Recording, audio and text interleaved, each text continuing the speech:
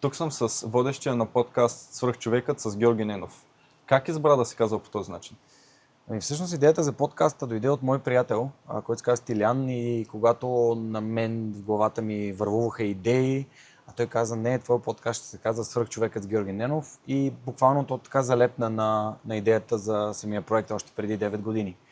И от тогава насетне всъщност само се радвам на резултатите, които са положителни, тъй като хората са много провокирани от думата свръхчовек. Казва си: това е някой, който е повече от другите ли е? Разговора показва, че това абсолютно не е така. Пък Георги Ненов, когато моето име и лице стои там, всъщност това генерира доверие на аудиторията и те знаят, че реален човек прави този смислен и съдържателен, надявам се, автентичен разговор.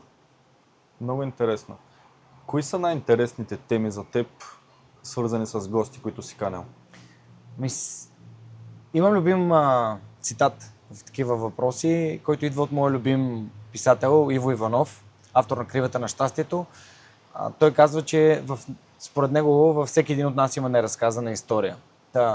Хората, които аз подбирам, са хора, които носят такива истории и естествено те са постигнали нещо, за което можем да влезем в дълбочина, да видим през какво е минал дадения човек, какви неща е научил, какво е преживял, тъй като отстрани винаги успехите на другите изглеждат много по-лесни и понякога просто подарени. Реалността е малко по-различна, изисква се изключително много воля, желание, постоянство. Тук мога да направим препратка към любимия ми Пенчо Семов: труд, любов, постоянство, за да постигнеш успеха във всичко, което правиш, без значение от това каква е посоката на твоя живот. Ти ни разказа за всички трудности и за това, че е било толкова немотивиращо в един момент, когато не виждаш никакъв резултат и все пак си продължил. Това е невероятно. А всъщност ти помагаш на страшно много хора. Имаш няколко милиона гледания, както видяхме.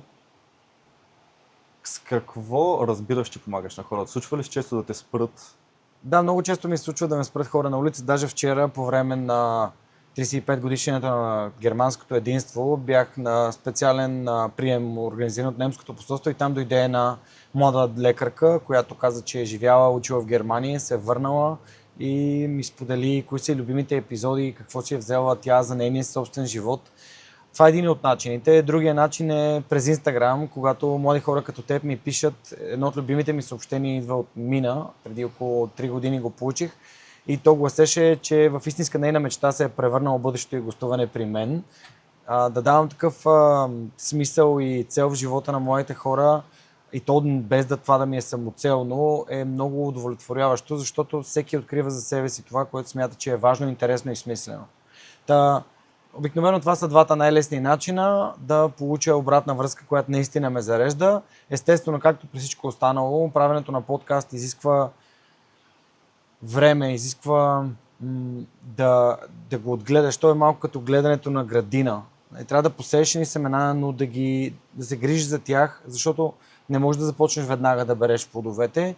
И в тези моменти, когато не виждаш изобщо, че нещо е покълнало отдолу под почвата, не можеш да си кажеш: аз не виждам резултати. Изисква се поне няколко години отдадени усилия, за да започнеш да виждаш как всяко твое действие увеличава и подобрява резултатите на проекта, който си захванал, на моя случай Свръхчовек.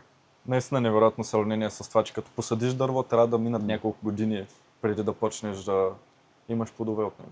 Има много интересен цитат, който наскоро чух от любим мой човек, част от екосистемата на предприемачите в България, и той беше, че успешните хора, аз тук слагам асоциация с Свръхчовекът, с моите гости, не съдят дървета по сянката, на която планират да седнат. Тоест, до голяма степен хората в България асоциират успеха с материални облаги, но всъщност аз го асоциирам с хората, които дават толкова светъл личен пример, че са склонни да променят общностите без да имат никаква пряка и без да желаят те самите да получат облага от това. Да, в подкастите ти се личи, че ти искаш да водиш този разговор и се радваш другите да го видят също с теб.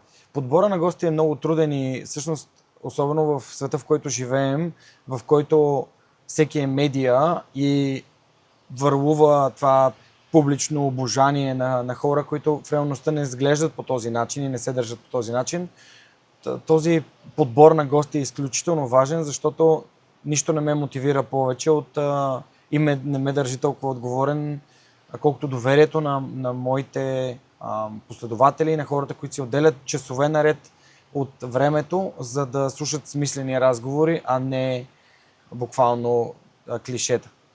Ти по-рано ми разказа, че ти не го правиш като работа, а това ти е начина на живот. Как смяташ, че хората трябва да открият какво е тяхното?